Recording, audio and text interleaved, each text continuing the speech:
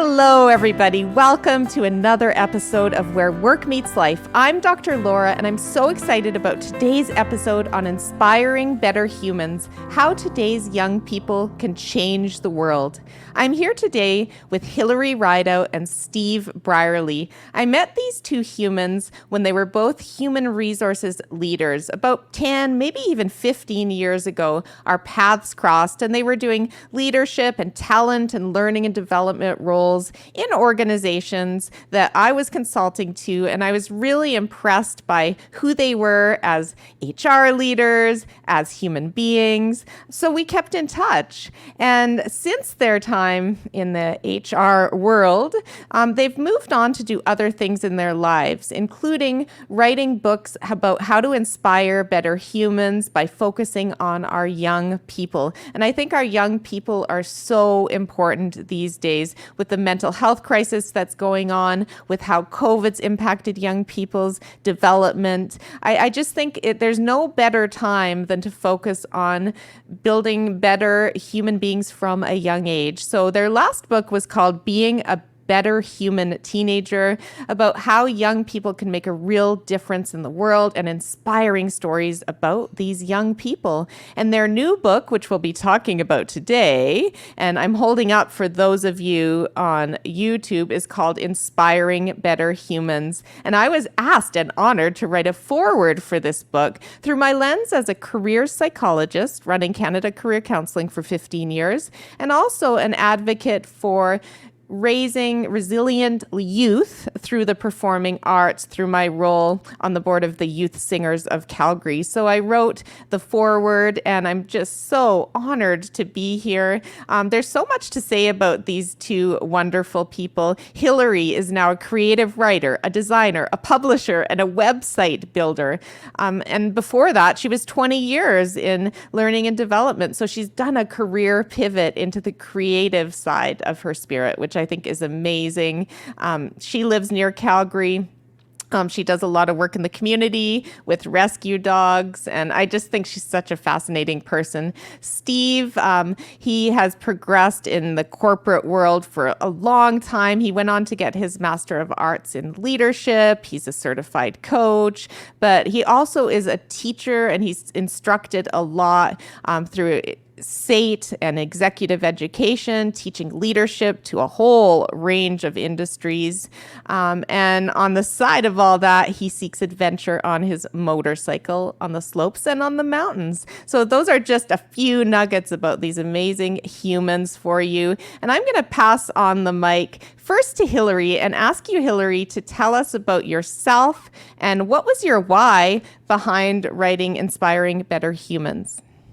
Thanks, Laura. So happy to be here and to chat with you. Who am I? I'm a lot of things. In addition to what you've just shared, I'm a mom, I'm a wife, I'm a daughter, I'm a sister, I'm an aunt, I'm a small business owner.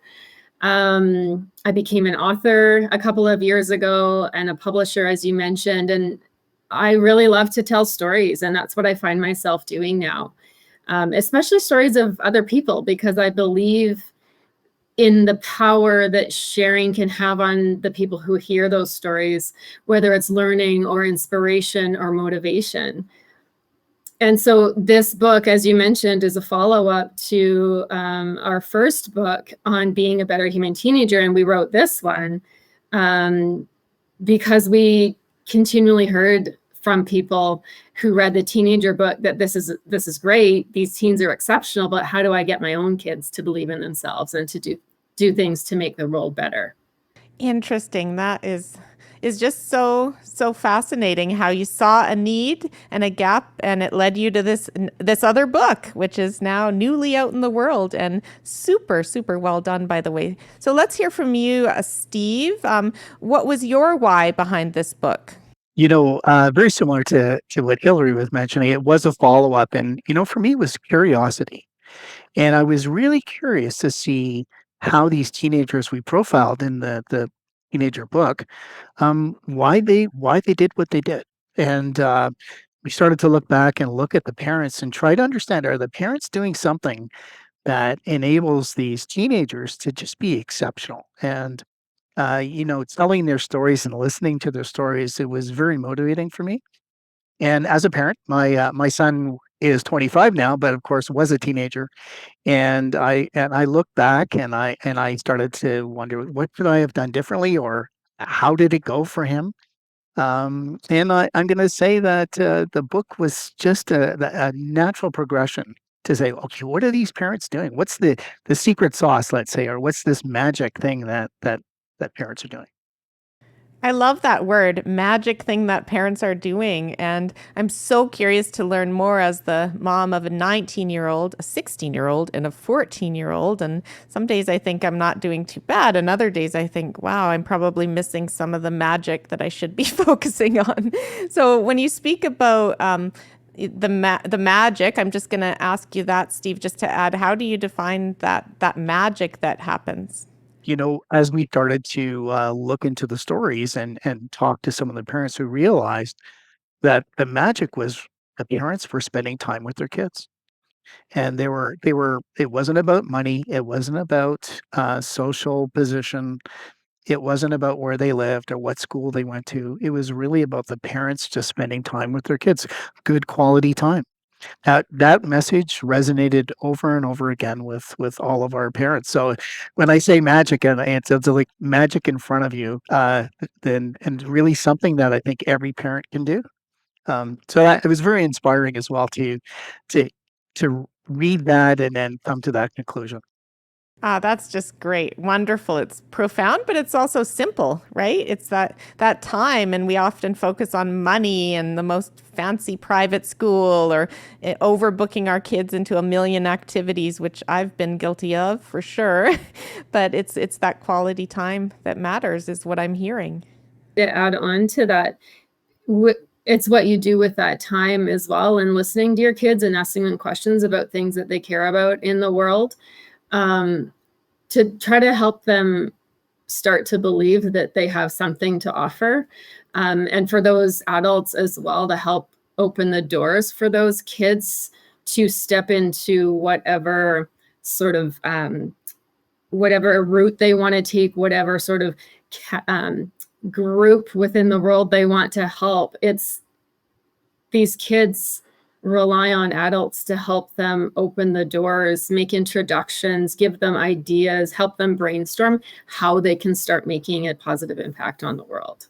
Wonderfully put. Thank you, Hillary. So, which leads me to my next question. And let's start with you, Steve, for this question. So, tell us a little bit more about whom you hope this book reaches and how you are wanting to get it out into the world. This is going to sound a little bit crazy, but honestly, everybody. I think the message for this book impacts every single person, regardless of whether you have a family of teenagers, or you're just have a family of adults. Let's say, yeah. To me, the message is very clear, and I think it is that when you do something to help somebody, you also help yourself. And for me, that if we can get this message out to others, I think it would be just an incredible it would have an incredible impact on our day-to-day lives. I'll share one quick story. I do teach in a degree program, and one of the exercises I do is I ask the students to introduce themselves to the person they buy the coffee from at Tim Hortons. And they look at me, they're very skeptical, and I say, if you do that, you will change that person's life and you'll change your life too. Um, and the best thing for me is when they come back the next day and they tell me their experience and how they've put a glow into the person. They've asked for their names, as simple as that, and how they feel good about connecting with somebody. So, ideally, the world. And it's open to the world right now, of course, but I would say that, I believe that it can have a dramatic impact on just day-to-day life.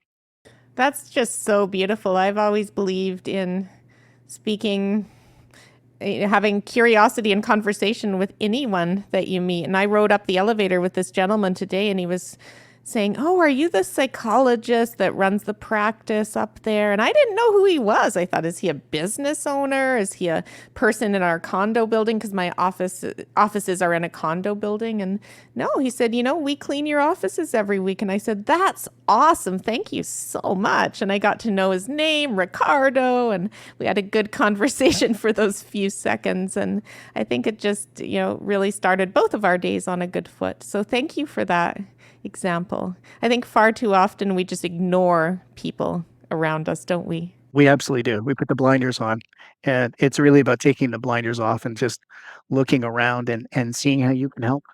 Exactly.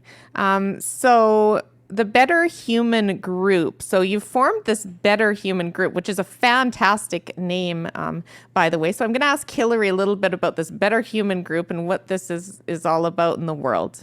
Gosh, this takes us back a couple of years. I remember Steve and I worked together for many, many years before this, but he invited me for coffee. I think it was in the beginning of 2020 or late 2019. And when you talk to Steve, you get excited about whatever he's excited about because he's got some wonderful ideas. And we came together, we formed this Better Human Group, which was just at an extremely trying time for really everybody. If you think about what was happening at that time, and it wasn't a response to the pandemic, because in fact, we came together before we had ever heard of COVID-19. It was more of a response to how we were feeling in our lives and our careers at that time. And I think we shared this feeling of a lack of meaning in what we had been doing up to that point, or at least we had this really strong desire for more meaning and to have more impact, positive impact on the world. So we actually started as a group of 4 people. There were 4 authors on that very first teenager book. And we all really wanted to make a difference. And we found it, or at least I found it, very cathartic to have regular conversations about how we do that. And eventually, in researching and writing the book for the teenagers, we were inspired by those that we talked to. It was an amazing feel-good project right when we needed it the most. So since then, we went on to write the second book as a way to continue this really fulfilling work, and spread the word about how to recognize what we kind of term a better human spark in someone, and how to place intention around our desire to show compassion and help others, and to take actual action to do what we set out to do.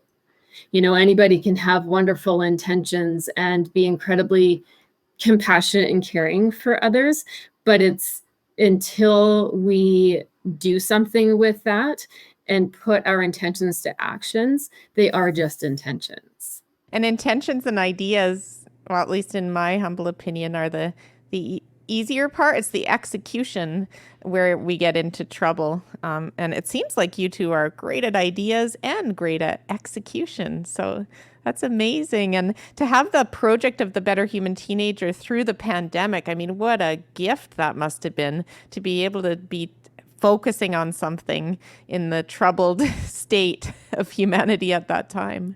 Yeah, absolutely. It really was. It was something I think that we all needed. And when Steve brought the idea to me and the others, it was very, very welcome. I think we jumped in with our entire bodies. Wow, that's beautiful. Steve, I want to ask you this question. Is there a story that you have where a teen was, or even a parent was really impacted by the last book, where you just heard a huge difference that was made in someone's life that really stands out?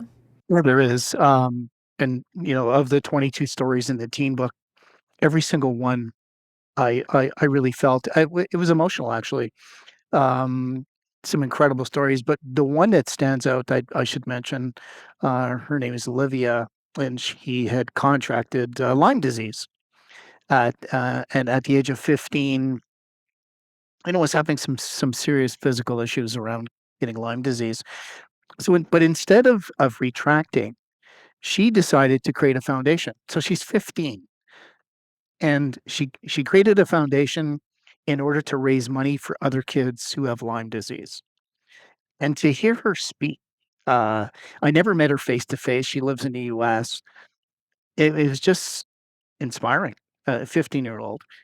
And so that story sticks with me, and I'm gonna say that was one of the reasons we wrote this new book.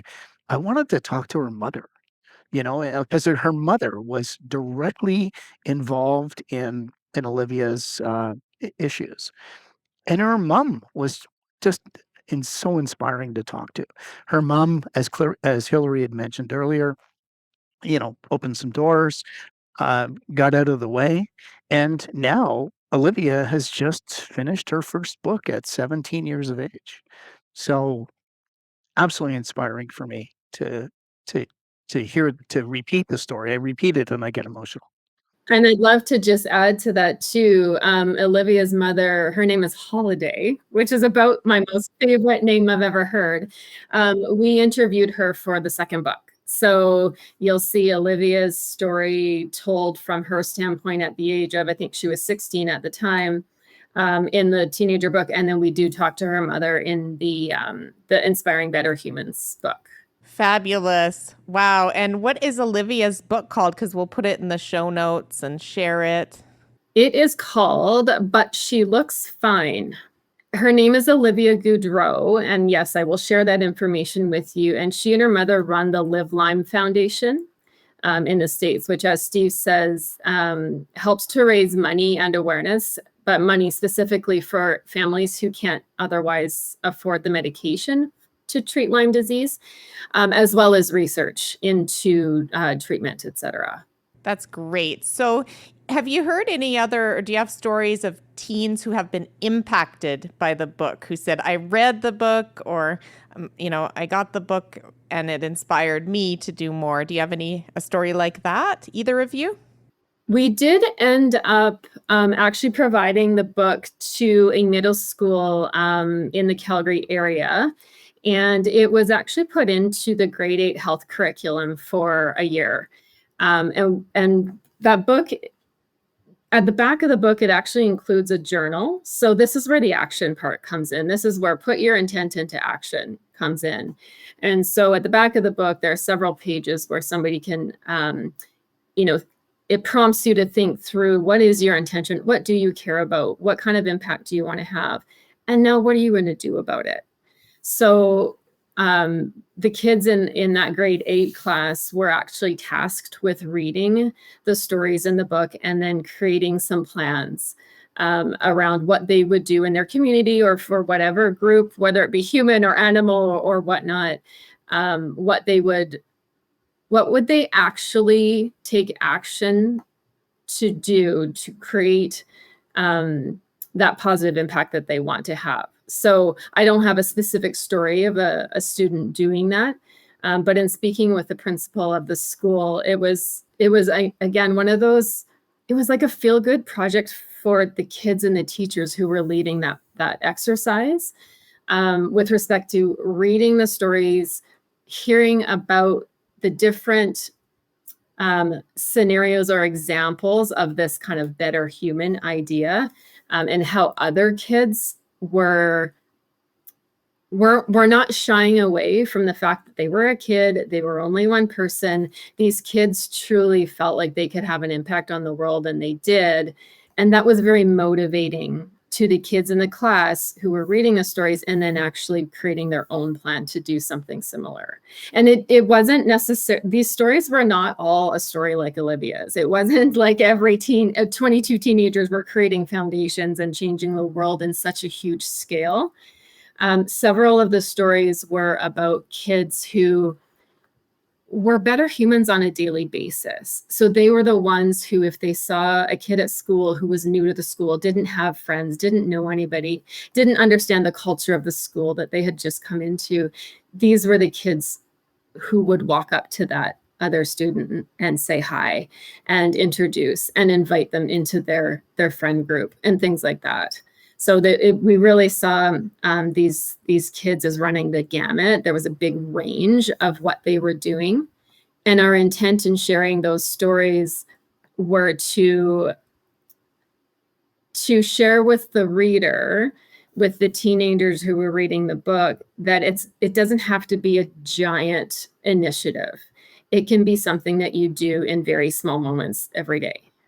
And I think it's those small things that add up, those acts of kindness and love and light. It doesn't always have to be a big, huge foundation or business, but I think both are super interesting and impactful. Yeah. Absolutely. But if they believe that the big, huge organization or foundation is how they make an impact, they might shy away from doing the small daily things. Yeah, it might feel like it doesn't matter. I'm not doing anything big, so why does it matter? So I love that you're really promoting both from little to medium to big and everything in between. Steve, do you have anything to add to this in terms of impacts that you've heard that the book has had, the first book?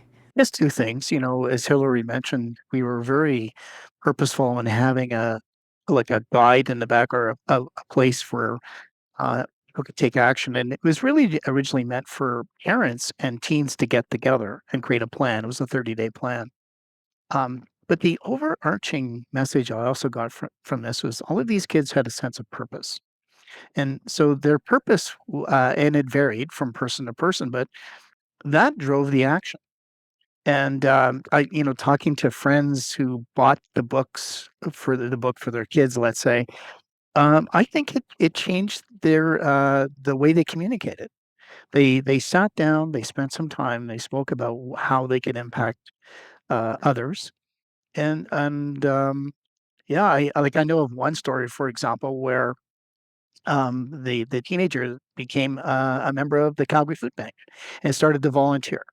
So it was a catalyst, really, for a lot of parents, because of course, it was the parents that bought the books, and for their teens.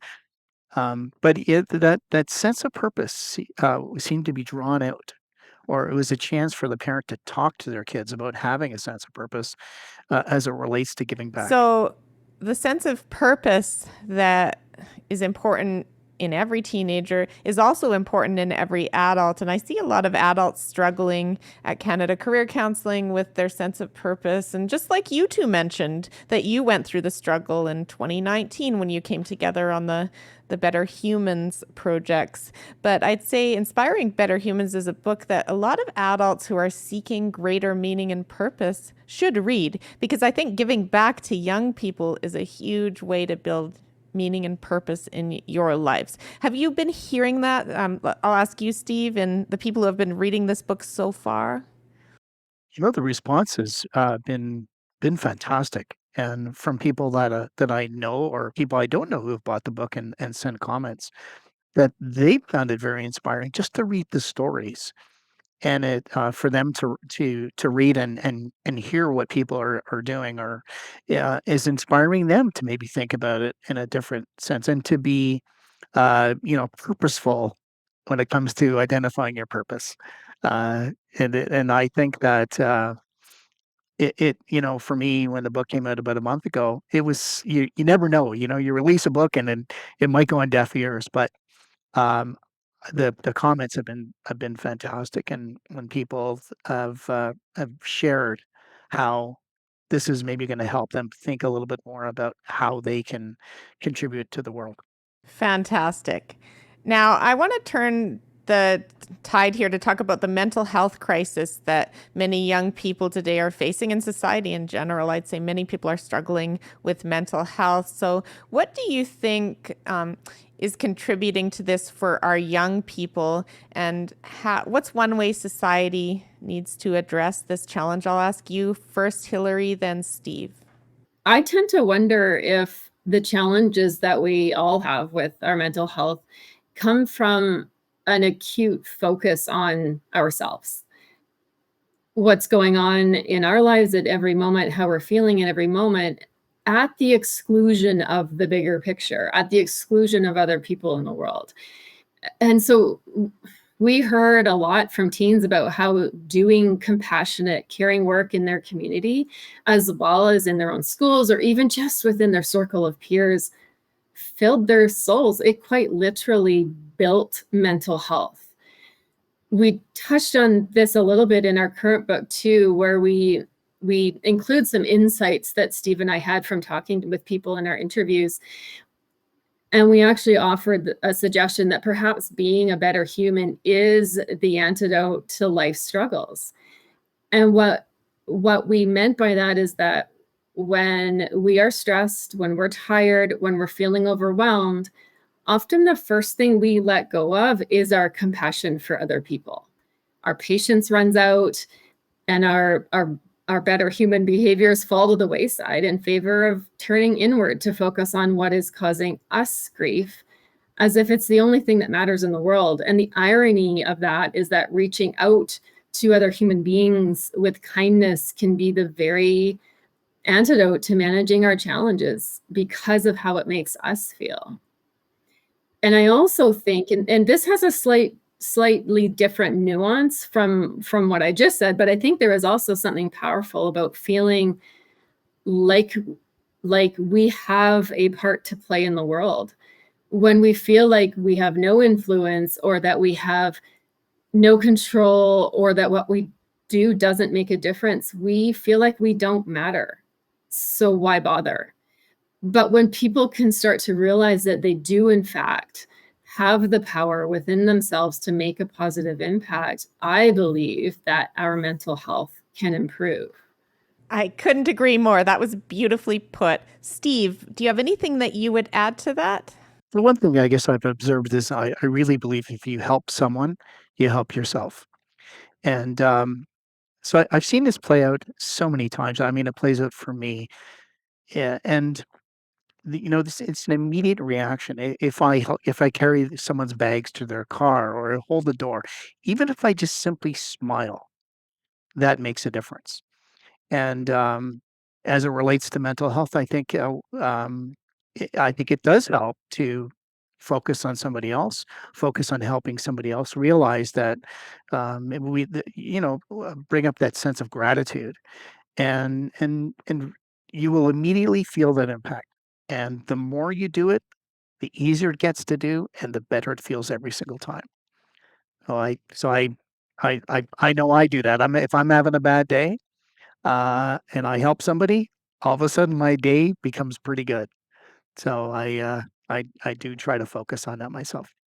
And I really believe in the laws of karma and the laws of connectedness. And I tell my clients who are suffering with their own mental health, there's no better cure than to help others, because there's always others who are suffering and struggling more than you are, no matter what. And there's always others who seem to be doing much better, but may not be, because we never know what's brewing under the surface or the next curveball that is going to hit any of us. So I do think that focusing on how to help others, and there's so many ways to help others locally, globally. I mean, I've really been on a mission to end violence against girls and women, and it's a calling, and I don't have time for it, but I'm making time to resurrect our With Her movement because I think it's really important and I feel called to it. And I think that the more we can focus on the broader humanity and how we can make even a small difference, the better we will feel. So thank you for bringing that up so beautifully and for writing books to help others understand this. And I have no doubt that you have more books in you, but we'll talk about that in a little bit. I do want to ask the question, because you two are both avid learners. I can tell that about you. I'm going to ask the question of, first, you can answer this, Steve. What do you read or listen to for your own growth and development? How about one book and one podcast, if you want to share that? For me, I've been quite focused on um, the neuroscience really around helping people. And there's a gentleman by the name of Huberman out of the U.S. He's got a website called Huberman Lab, and he talks about breathing and just helping people and what the neurological response is when you do this. So I've been quite focused on his podcasts, and he publishes articles. So that's been a very big, I'm going to say, influence on my life. And if I'm on a long car ride, the podcasts are quite long. They're like 3-4 hours. But his mandate, he works at Stanford. He's a professor there of neuroscience and ophthalmology. And his mandate is to kind of simplify science and make it available to everybody. And for me, it's been a game changer, to be honest. And so now I look to see when I'm helping someone, what's that chemical response I'm getting in my brain, and why it's important. Wonderful. I'm going to tune into that because his name's come up for me before, so it's probably meant to be that I tune in. So thank you, Steve. Hillary, what's your answer to this question? Book, podcast that inspires you? I love that you have the assumption that I'm an avid learner, and I would love to hold on to that. But honestly, when I read, which isn't often as I'd like, I tend to go for fiction or autobiographies of people that I think are super interesting. And it's not always, a business book or a personal development book, but it's because I really enjoy stories and I enjoy envisioning a different world where interesting things happen. So diving into another person's story really refills my tank, and that's what I use reading for. For podcasts, it's interesting. I kind of go back and forth. I love what Steve said about the neuroscience. I have a deep desire to learn more about that. So I'm going to check that one out too. I also really enjoy, and those of you who haven't listened to this podcast may kind of wonder why, but the Armchair Expert with Dax Shepard is a fascinating podcast to me. He has a couple of different ones, but every other week he actually brings on a thought leader, a psychologist, a psychiatrist, an author, fascinating people who have fascinating perspectives on life. And sometimes they are neuroscience based and sometimes they are psychology based. But Dax does a really phenomenal job at making his guests feel able to tell their story and their perspective because of how open and vulnerable and honest he is about his own. And I think it's just a wonderful formula to get this type of really human information and experience and insight into the hands and the ears of the layperson. So I think his is actually quite fascinating. Beautiful. We'll definitely share that in the show note. So, Steve, my final question, which I will ask both of you, is if you could have one wish for a better world for our youth, what would it be? My wish is that we help teens maximize their potential, and we spend time putting the resources forward, that parents spend time listening to their kids and communicating and connecting with their kids, and just to see kids become successful. I think that it's successful in whatever that means, by the way, that it could be in a career, it could be in relationships, it could be in sports, whatever it is. Um, I just, there's some incredible kids out there, and this book was mainly written to share some good stories, and so for me, it's just helping kids be successful would be fantastic. Beautifully put. Thank you, Steve. Hillary. And what I think I will add to that, what I do want to make sure is understood too about the Inspiring Better Humans book is, yes, we wrote it as a sort of an answer or response to parents who are asking the question, what do I do with my own kid? The stories are not all from parents. So we interviewed teachers, we interviewed coaches, as well as leaders in arts programs. We have an interview with a big sister from the Big Brothers Big Sisters organization who is also an aunt. Like all of these adults, it isn't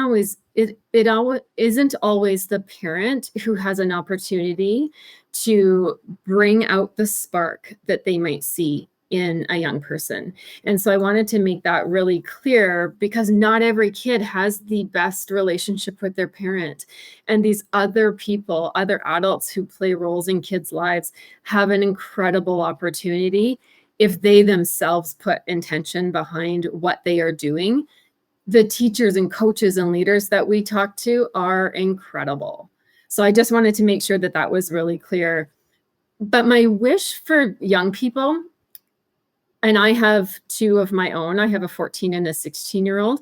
And my wish for them is that each and every one of them starts to believe in the power that they have to improve this world through even the smallest of actions. and to not be discouraged by that really common thinking of, I'm only one person, or I'm just a kid and I can't actually change anything. I wish for them to know that they can in fact change it, even if it's one person at a time, through empathy, compassion, and what absolutely needs to be underscored is action, because change is not going to happen with the intention and the ideas alone. Beautifully put. Thank you so much. And this is good timing. My fire alarm seems to be going off. But this has been a great episode.